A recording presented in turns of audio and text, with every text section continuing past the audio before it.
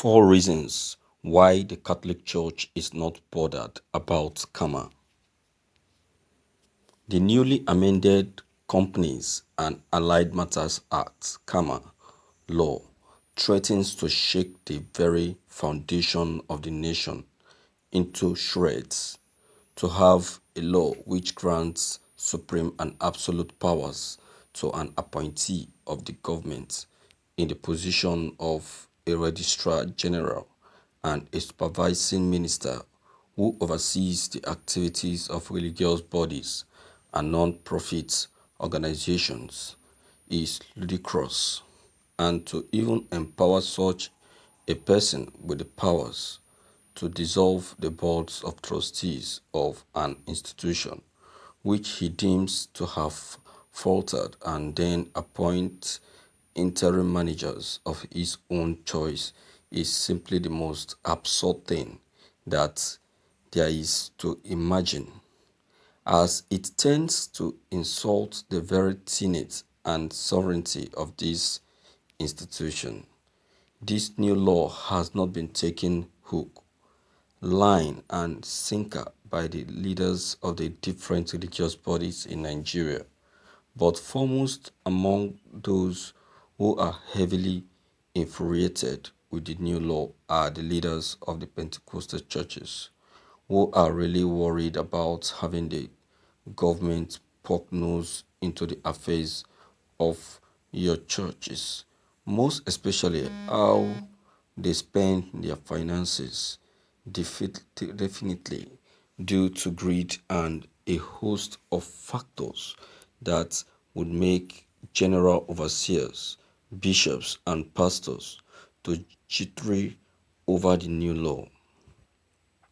Surprisingly, the Catholic and Orthodox leaders are not bothered with the whole affairs and the idea that this new law would in any way hinder the way of organization of the church. There are several reasons why the Catholic and other Orthodox churches are not bothered about the new law. First, the Catholic Church is well structured and is always answerable to the ecclesiastical authorities, including the head of the Universal Church, the Catholic Pontiff, the Pope. The Catholic Church is not regulated by the government, neither is it regulated by the bishop, who are appointed and installed by the Pope. Therefore, the finances of the church do not go into the hands of the church leaders, but they go right to the seat of the church, which is in Rome. Also, the church engages in charities which are open to the public, and its accounts are of the benefit of the masses. The secular government in the country, according to him, is very aware of the above claims. The leaders of the Catholic Church can be removed, posted, defrocked, or even excommunicated, which means that nobody owns the church, not even the Pope, as even the Pope could be excommunicated or even banished from Rome. Therefore, unlike Pentecostal, where the founder of the church is the general overseer and his wife and children are in line to take over the church, they control the church's finances and are the sole signatories to the accounts. In the Catholic Church, no one is signatory to any account for a lifetime, as elections and papal appointments takes place from time to time to fill in any vacant office. Lastly, the Catholic Church wired so many powers that not even a supervising minister could attempt to control it. The Catholic in power at the different levels of government would definitely fight against any attempt by any government to poke nose into the affairs of the Catholic Church. Thank you for listening to this news. My viewers, well, all that just been said concerning the Catholic Church, well, is the reality. But then that still doesn't mean that the new Cama law to churches is truly a welcomed one. Inasmuch as the Catholic Church accepts it,